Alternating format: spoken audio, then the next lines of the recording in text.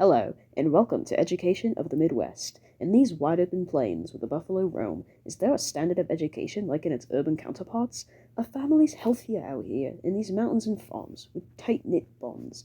To find out, we'll be examining the life of someone who grew up in these very fields and battled for education herself, Tara Westover, about her life on her recent memoir, Educated. So let's jump in. Who is Tara Westover? Well, Tara Westover grew up in Clifton, Idaho, with Mormon parents who had paranoid anti-government values.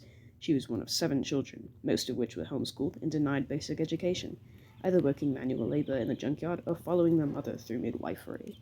Without an education, she was encouraged by her older brother Tyler and pushed herself into college with just one ACT score before finding gradual success, scholarships, and overseas opportunities as she learned to navigate this unfamiliar world. In an exclusive online interview, here's what our legendary author had to say. I meant the book to be for a niche audience who could relate, but more people than expected could relate to the struggles of the book and the topic of education, mental health, and abuse. Westover wrote Educated on the events of her life that felt taboo due to the environment she was raised in, constant abuse, and gaslighting. In need of reassurance and an outlet, Educated was written. Let's hear more of what she has to say. Educated has so many takeaways and messages to so many people.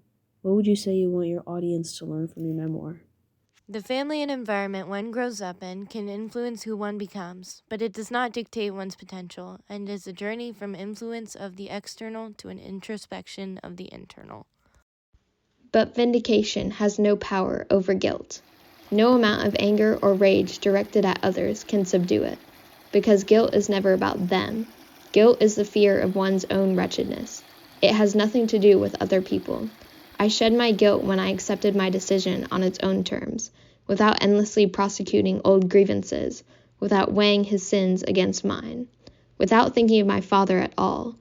The relief came when I turned inward, when I discovered, finally, that this decision could be upheld for my own sake, because of me, not because of him, because I needed it, not because he deserved it. Then, was there anyone influential that helped you realize your true values? Dr. Carey influenced me as much as I realized our interactions were proof of my old world versus my new world as I learned to rely on myself. The wind is just wind. You could withstand these gusts on the ground, so you can withstand them in the air. There is no difference, except the difference you make in your mind. I'm just standing. You all are trying to compensate, just your movements are not natural. You've made yourselves vulnerable. If you could just control your panic, the wind would be nothing. Yeah, the weight is nothing to you. Now, our unpaid interns have spent countless hours delving into this memoir to truly understand it down to the letter. Now, what have they found? Let's dive in. Hi, we found that Westover repeats strategic and significant motifs and allusions to encapsulate the themes of similarity and change with a maturing perspective. Let's ask her ourselves, back to our phone call. Now, Miss Westover, what was the background behind the mountain motif, or the Indian princess as you call it? All of my father's stories were about our mountain. He never told me what to do if I left, if I crossed oceans and continents and found myself in strange terrain, where I could no longer search the horizon for the princess. He never told me how I'd know when it was time to come home. By the time I left and was overseas, the princess had been haunting me. From across the ocean, I'd hear her beckoning. When I stayed away, her voice turned to fury. I had betrayed her. She had been living in my mind like this for years, a deity of contempt. But now I realized that I had misunderstood her. She was not angry with me for leaving, because leaving was a part of her cycle. Her role was not to gather and confine by force. It was to celebrate their return. The rest of the team and I also noticed another reoccurring motif. What was with the mirror, Miss Westover? It started when I was younger. I stared into the mirror at that girl. I hated her for the weakness, for having a heart to break. Then I was able to tell myself, without lying, that it didn't affect me, because nothing affected me. How I had hollowed myself out. I had misunderstood a vital truth, that it's not affecting me, that it was its effect. When I was older and had spent so much time away, I found I was unable to climb through the mirror and send my 16-year-old self in my place. She had always been there. Despite everything, I was still her. At best, I was two people, a fractured mind. She was inside and emerged whenever I crossed the threshold of my father's house. That night, I called on her, and she didn't answer. She left me. She stayed in the mirror. Whoa, that was deep. Thanks for the insight, Mrs. Westover. Our team also found some outside references to sources. Could you tell us more about the Pygmalion story? When I was first away overseas, I was struggling. Professor Steinberg said this was Pygmalion. It's okay. Just think of the story, Tara. She was just a cockney in a nice dress until she believed in herself. Then it didn't matter what dress she wore. Being religious yourself, why did you find it necessary to compare your father to the Bible? It stuck out to me in my memory that he was just like the stories he told us. The disappointment in his features was so childlike. I wondered how God could deny him. Y2K. He suffered willingly, just as Noah had, to build the ark. But God withheld the flood. Thanks, Mrs. Westover. We have the privilege of doing one more live-action interview with the author herself. Let's see what she has to say about her experiences with writing. Hello. Today I'm interviewing Tara Westover on her recent book, Educated. I've heard from my colleagues that your writing style is very unique. Why would you say that is? My teacher said I had a knack for writing, but that my language was oddly formal and stilted. I learned to read and write by reading the Bible, the Book of Mormon, and speeches. I've also noticed your writing is so vivid and with so much figurative language and detail, yet some scenes are so serious. Why would you include scenes that are so sensitive and violent among the rest of the novel? I included these scenes to not shy away from what happened and instead accept it. It would be a disservice to not include such traumatic yet formative parts of my life. For instance, I can never forget when Sean peeled open my fingers and dropped something into them. I felt the cold of the blade before I saw it, and sensed the blood even before I glimpsed the red streak staining my palm. The blood glowed crimson. If you're so smart, you'll use this on yourself, because it'll be better than what I'll do to you if you don't. We've also found your writing even shifted tenses during these sensitive moments. Was there any significance behind this choice? when a specific traumatic memory is more explicit and vivid, I shift to the present tense as if reliving the memory itself. These shifts from the past to the future tense immerse you further as if you were experiencing it right alongside me. This one incident stuck with me from my childhood. My mother is so rigid, I think she might shatter. My body tenses with hers. Together we brace 100 times for impact. It is a relief when the van finally leaves the road. I awoke to blackness. In our exclusive findings, what we found is so important for people to take with them through their lives. In the present day, education is a very complex, now political subject with the ever-present banning of subjects and materials. Westover's relationship with education reminds us how vital it is to have access to learning in order to shape our perspectives, relationships, and ourselves. Denying knowledge can perpetuate cycles of abuse, restrict opportunities, and create echo chambers of worldviews. The ideas present in the memoir are representative to the modern day as modern struggles. Westover's recount of her life took place in the very modern 2000s to 2010. Westover's memoir is influential as it encourages people to seek help, search inward, listen to yourself, and let yourself have your own opinion. Besides self-empowerment, Westover emphasizes how important it is to pursue an education even in the face of people that put you down and discourage you. Westover's story is a reminder that the action will always lie in your hands to create change and fight for the basic right to learn and grow. You could call this selfhood many things: transformation, metamorphosis, falsity, betrayal. I call it an education. I found Educated very interesting, especially since it had been a while since I had sat down and really enjoyed reading a book. Westover's story is so unreal, and that adds a lot to the uniqueness of the book. I would very much recommend the book to anyone who enjoys reading about these issues in society, especially with the whole building yourself up from nothing, the whole education issues, all that stuff. It's very interesting to see how these different aspects influenced her.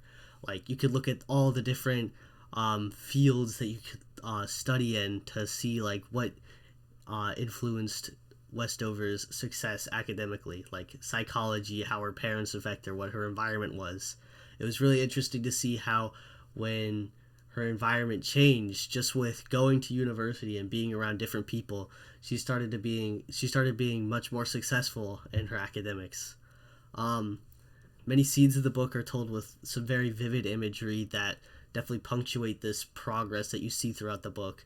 And that kind of goes along with these mini victories that you see throughout the book, where she'll make progress towards escaping this reality or setting that she was stuck in with her parents, and this almost abusive setting where she was not able to grow as a person. I wouldn't recommend it to anybody who's endured any type of abuse in their younger years or anything like that, because you could definitely feel the undertones of like abuse from her father when she's growing up, because you see this ignorance. And then Sean, her brother, when he's introduced, you see a lot of disturbing scenes with their interactions.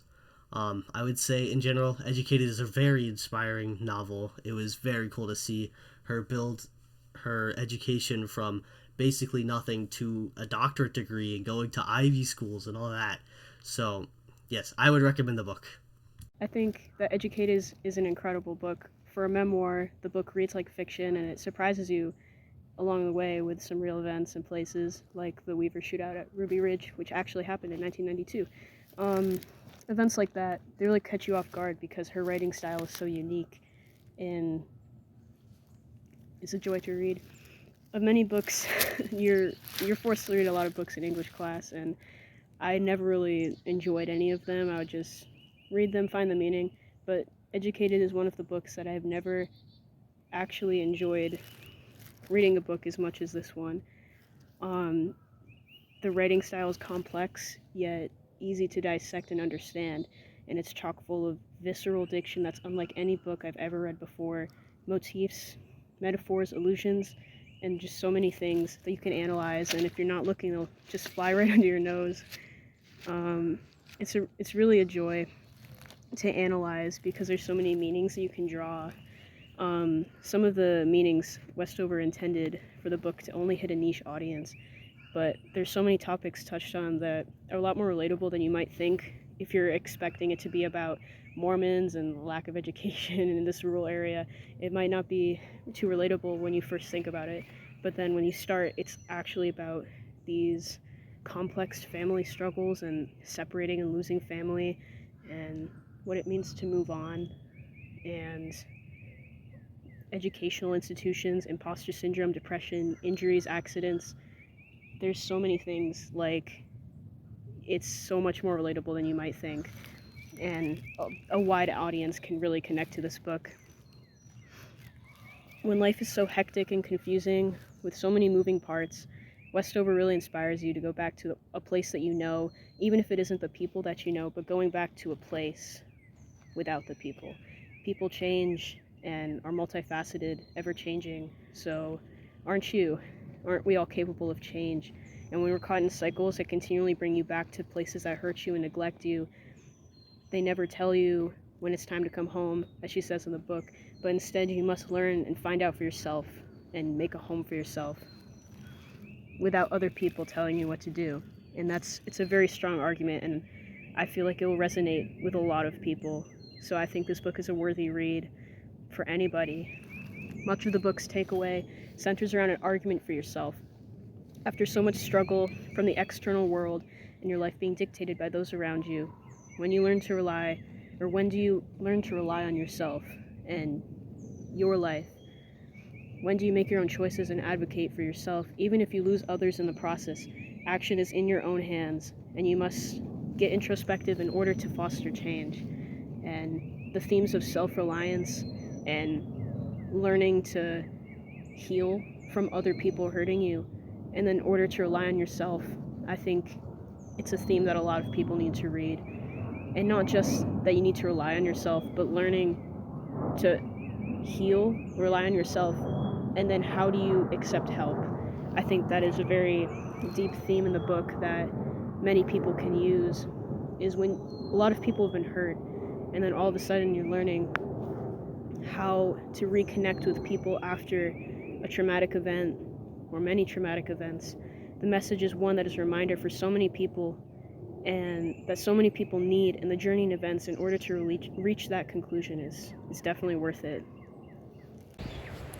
I absolutely loved reading the book Educated and would give it an overall rating of 9 out of 10 stars. This book never got boring, focused on conveying every important detail, and was a fairly easy read. A quote from the book on page 286 that stands out to me discusses Tara's older self, reading, "It wasn't the clothes that made this face, this woman, different. It was something behind her eyes, something in the set of her jaw, a hope of belief or conviction that a life is not fixed, a thing unalterable. I don't have a word for what it was I saw, but I suppose it was something like faith." Often when you think of a memoir, the first thought that comes to your mind is, this is going to be a boring read and much less exciting than reading a comic book or a thriller, or at least that's what comes to my mind. But the book Educated was the complete opposite. It had you on the edge of your seat the entire time, becoming more and more astonishing as the chapters progressed.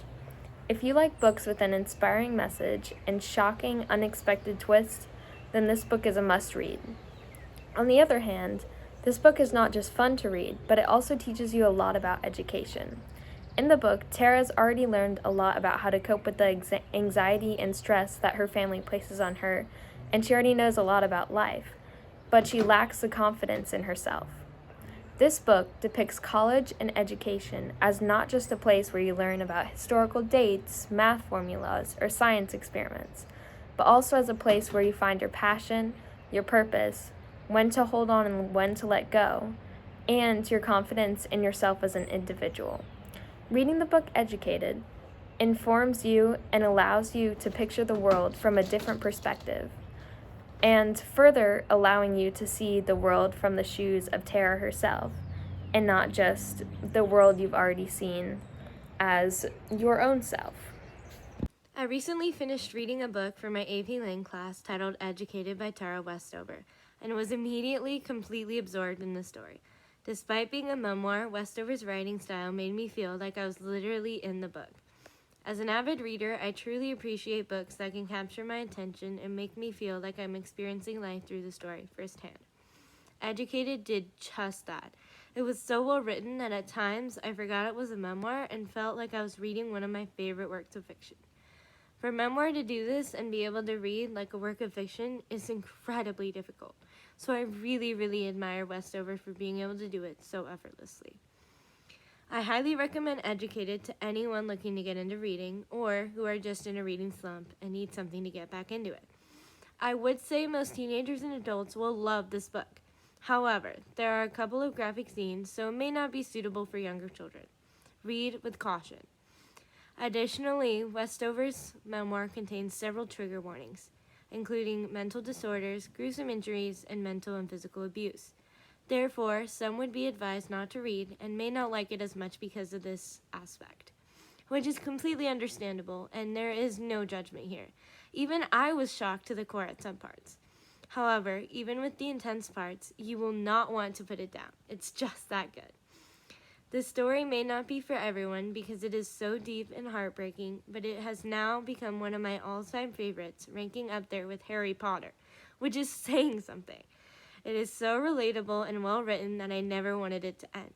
The whole time I couldn't put it down because it was just too good. In fact, it was so good I kept reading past when I was supposed to, which for a school read is crazy. Usually they are the opposite of what I want to read, and I don't enjoy them. But this book is completely different, and I loved it. So when looking to read this book, be aware of the triggers, but I know you will love, laugh, and cry with Educated. Imagine him just reading the book like that. Oh my god. Stop staring at me with those big old eyes. Can you actually see?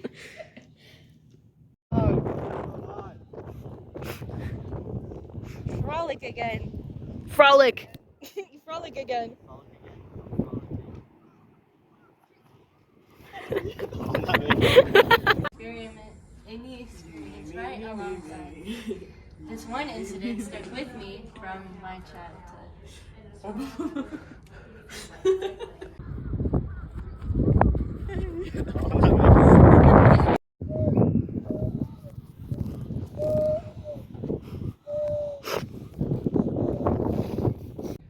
Okay.